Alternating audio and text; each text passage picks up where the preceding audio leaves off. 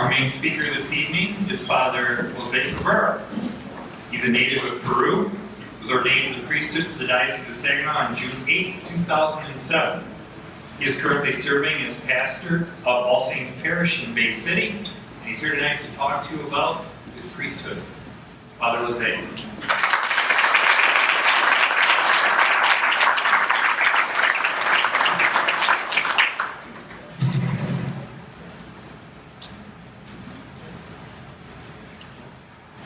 My name is Father Jose Cabrera, and I am a priest because of Jesus Christ. I was born in Peru in 1980 in a northern town on the Pacific coast, and I attended public school as a child. Then eventually I graduated from a Catholic high school run by the Vincentian priests and brothers. I always wanted to be a priest. In my heart, I knew the calling, except for short periods of time, especially during my teenage years, as you can imagine. But I always felt the call to the priesthood since I did my first communion. When I finished high school, I immediately began seminary with the priests of St. Vincent de Paul. I did all my philosophy in Peru and 1 year of theology. But it is at that time that I discovered that my vocation to the priesthood was not in a religious community. It was about that time that I came to the United States. My brother lived in Saginaw at the time. He now lives in Chicago with his wife and his son, and they are very involved in the church. Also at that time, early 2000s, Mr. Miguel Moreno worked at the Office of Hispanic Ministry for the Diocese of Saginaw. Miguel is a very good friend of mine, and he is from Peru as well, from my hometown. He's always supported my journey to the priesthood.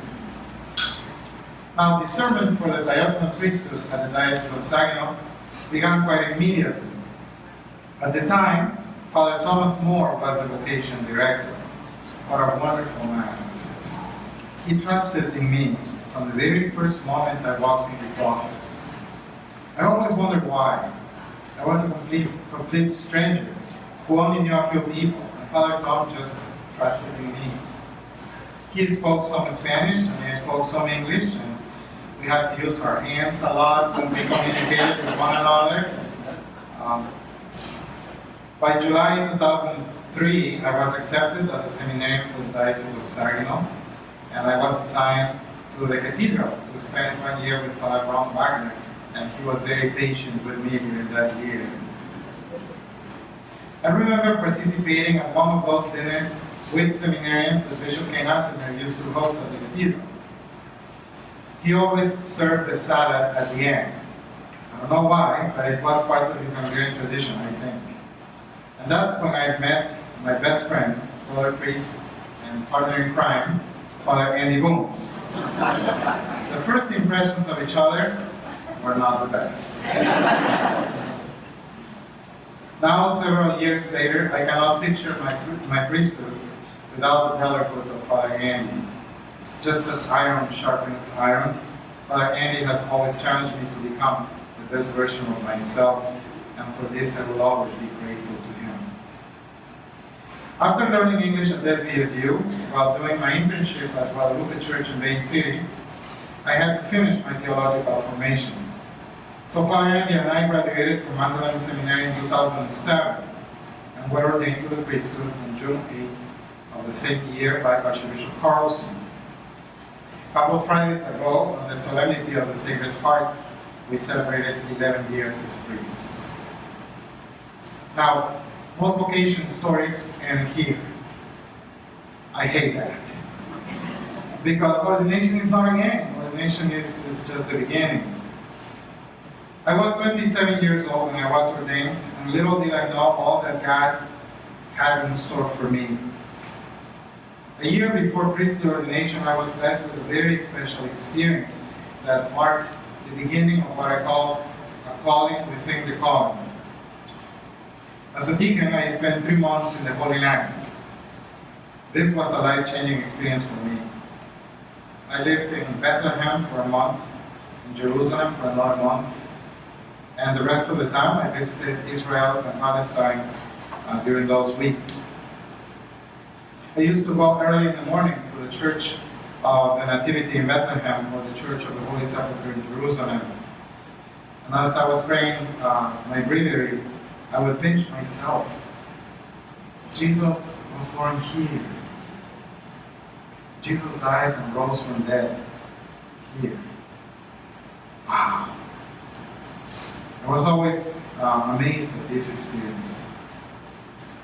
Now, since I was a little kid, I would always be what we call a nerd. But there are certain things that cannot fit in the brain, they have to fit in the heart and the soul. And I think that's what the Holy Land did for me.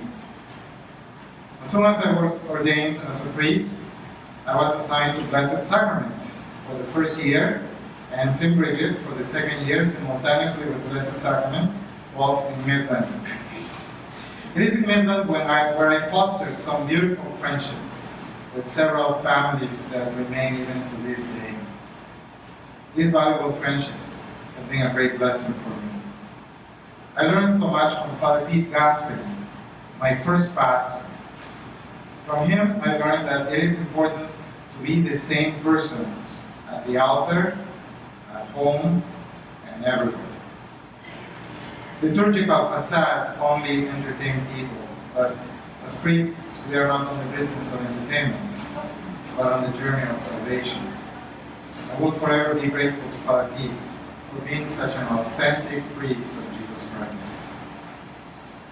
Now, during my second year as a priest, I was introduced to a reality that would become more common in our diocese, the reality of a parish without a priest-pastor.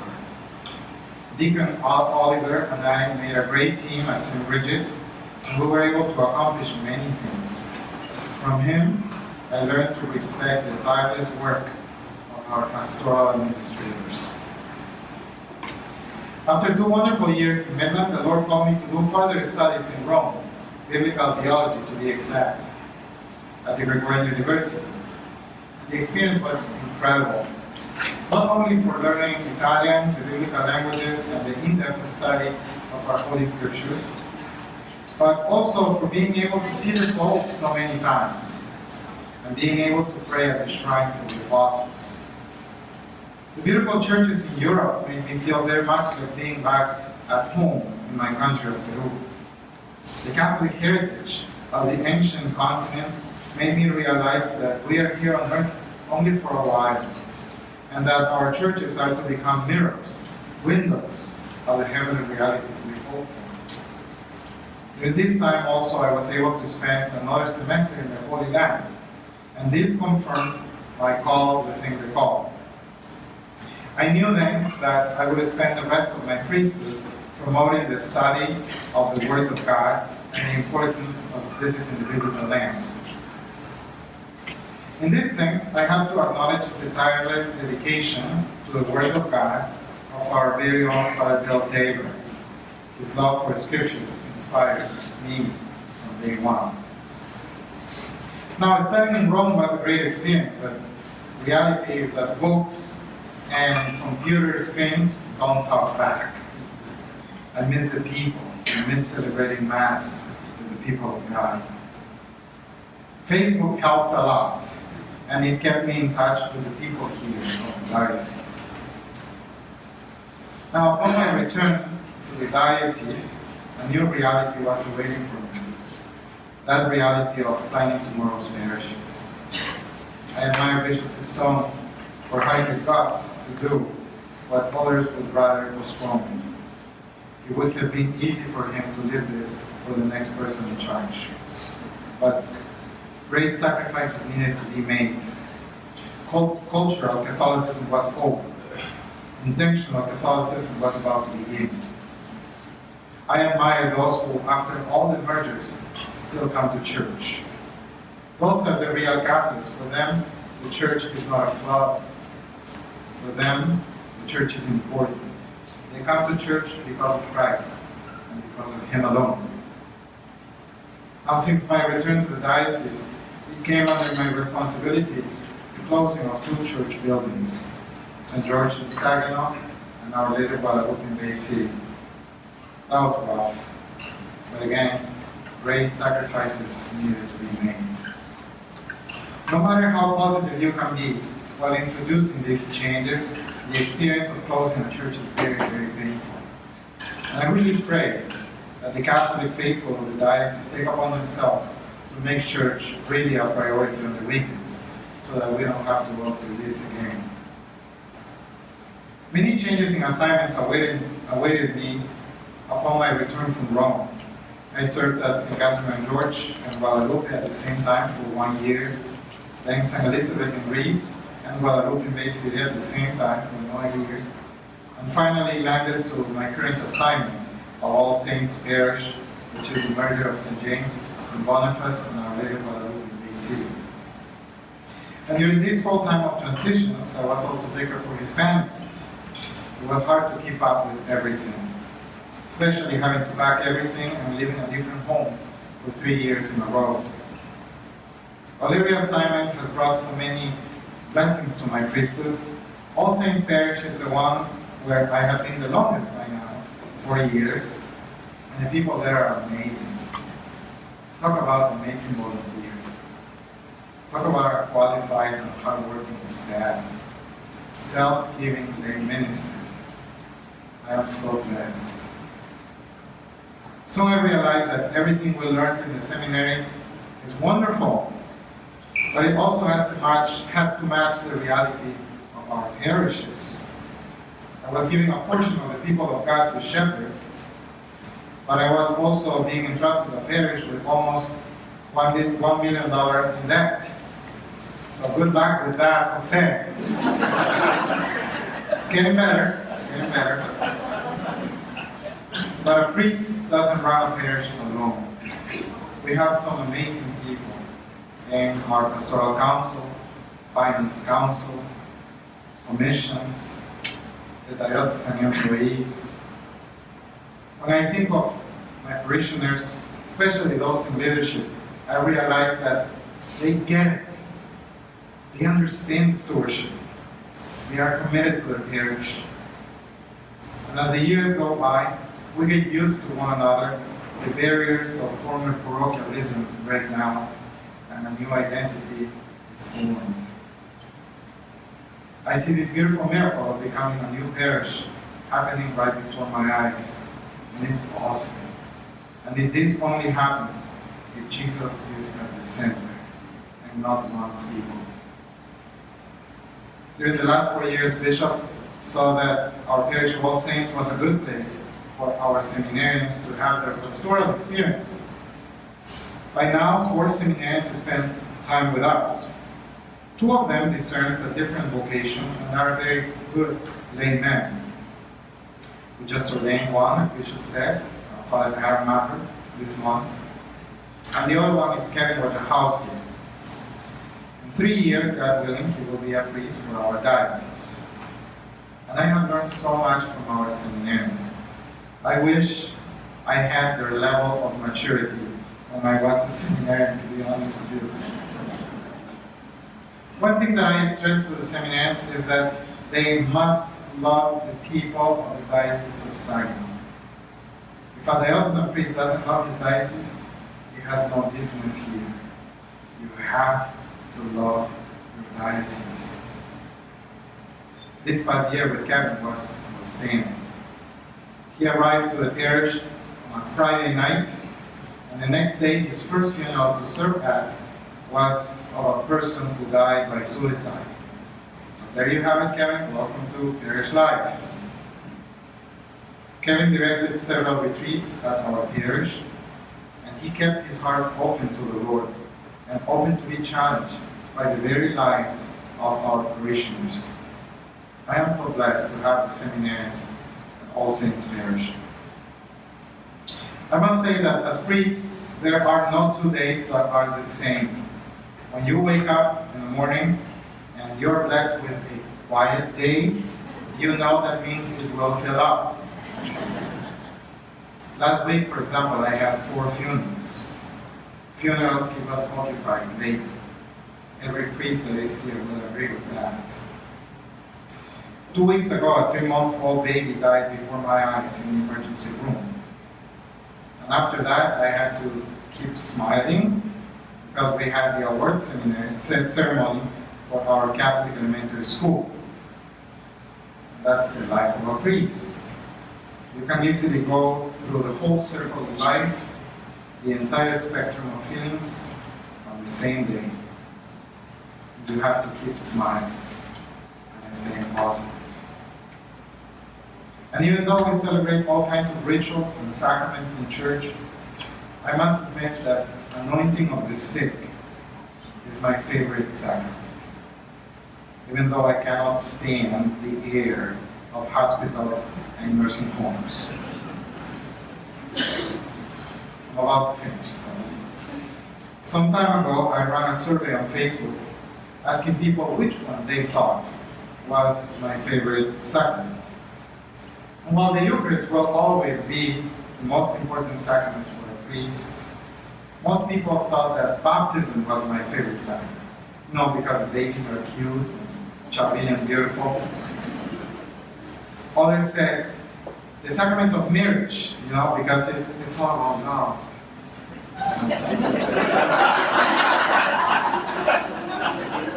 But hardly anyone guessed the anointing of the sick.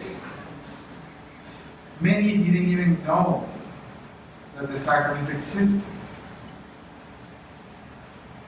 And these are the top 7 reasons why the sacrament of anointing of the sick is my favorite. After the Eucharist, of course. Number 1. For every other sacrament or rite of the church, a priest can run more or less a predictable schedule. With anointing of the sick, scheduling goes through the window. A priest gets called to anoint the sick anytime. It cannot wait. Number 2. Most of the sacraments of the church take place in the church building. In other words, people have to come to church. But for anointing of the sick, the church has to come to the sick person, whatever that person may be. Third, when we hear a person's confession, there is an aspect of spiritual vulnerability that is very powerful. But when we anoint the sick, that vulnerability is felt not only in the spirit, but also in the person's bones and their bodies. That vulnerability is a powerful means to encounter God's grace. Fourth, healing is both physical and spiritual. In many cases, the person is healed. Sometimes they come after Mass, and I don't even recognize them, because the last time that I saw them, they had cables and monitors all over them. Other times, the sacrament prepares them to journey from this life to the next. In that sense, the healing is deeply spiritual, as they leave behind their temporary home to be with the Lord in the heavenly homeland.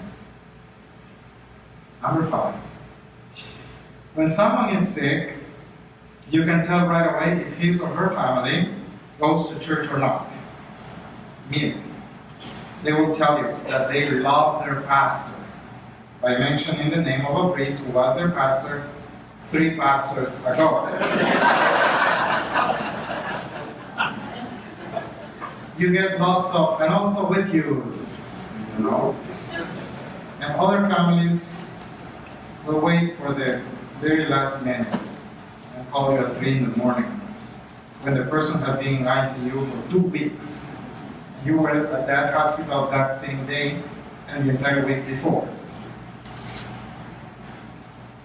But when the family goes to church, they know you by name. They are mindful of their schedule. They plan ahead. They bring the family together to experience the sacraments as a domestic church. They are mindful of distances. They know which one is the closest priest. But don't get me wrong. Either way, whether churched or unchurched, the graces of anointing of the sick are exactly the same. That's beautiful. Number 6.